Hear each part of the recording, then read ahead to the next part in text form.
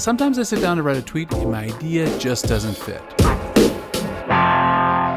Wish there were a way to take my ideas beyond 140. I've got it.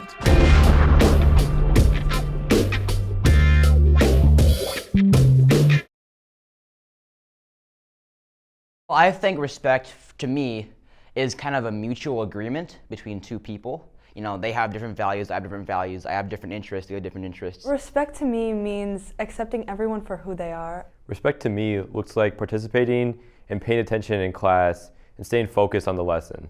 What respect means to me is something that is not given but earned.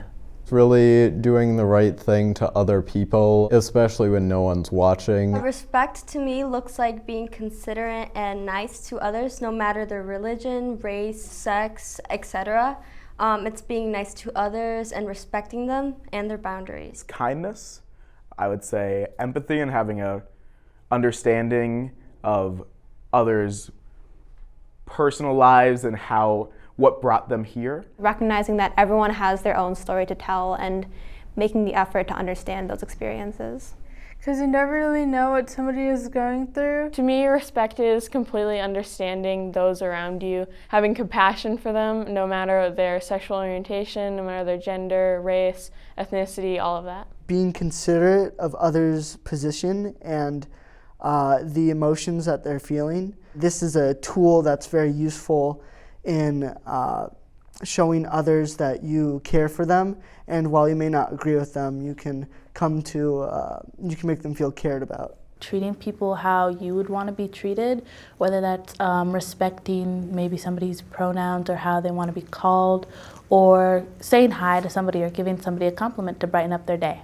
You kind of honor who other people are, what they represent. Even if you don't necessarily get along with them or agree with them, you can't be super mean to someone just because you don't believe the same things that they do. If you don't see eye to eye, you're both human beings and you both have to mutually agree to tolerate each other at the very little. Treating people with basic human rights no matter the person, and it's like not judging somebody based on like what they look like. Replacing the judgmental voice in your head with something kinder and actively choosing to uplift people through your words and actions. One of the most important parts of respect is self-respect, and knowing when it's okay to not be as hard on yourself as you might be in your everyday life. If I'm feeling disrespected, I'll let people know. It's like, hey, I don't think what you said to me was right, and I think that we could figure out some way to work it out. How would you feel if that's how you were being treated?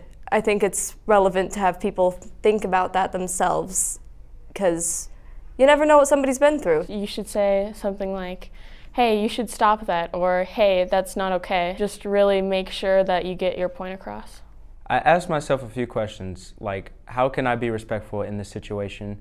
And how can I show others to be respectful in this situation? I try to get both sides so I can fully understand what the argument or the dispute is, and then I try to fairly resolve it, but I also try to stick up for the person that is being disrespected. Gently reminding them of the impact that their words may have on other people, even when that someone might be a friend. I try to pick up after myself and others if, a space seems messy, just to respect the space and other people going into that space. I tell the person who is doing the disrespectful act that they should knock it off. Even though somebody might be different than you are, you still should treat them respectfully because we're all human beings. It's all about advocating for yourself and seeing it in yourself that someone is being disrespectful and understanding that it's up to you to really say, hey, stop, that's not cool. Well, if I'm being disrespected, I'll just tell them hey, we don't do that here. The best thing you can do is just be that one voice that says, that's not okay, that's not how you should treat someone. And when you do that, you can be an example to other people. And so in the end, you're not just one voice standing up for respect. You may be the first voice, but I think a lot of other people will follow you if you set the example of respect. When someone's being disrespectful, I make sure to be calm, still be kind, but make sure they understand that what they're doing is not okay. You talk to them and kind of see what's going on with them, what their intent is, bring them into that conversation and figure out what you can do to make sure this doesn't happen again. Whenever I see disrespect, I say, hey, leave me alone and leave them alone, period. Standing up for respect doesn't have to be complicated. It's just a simple telling someone that's disrespectful. Although it may sound kind of corny and cliche, it's important to just get those messages out there so that people can start to understand what respect truly means to them. Thanks to all of our students for sharing their personal message about respect. My hope is that these words will help inspire you and better equip you for that conversation. Tonka, respect for yourself matters. Respecting others is essential. And standing up for respect is critical to making MHS a safe, respectful, and kind community. No doubt it takes courage to stand up for respect, and it's all of our responsibility to do so. Thanks, Tonka.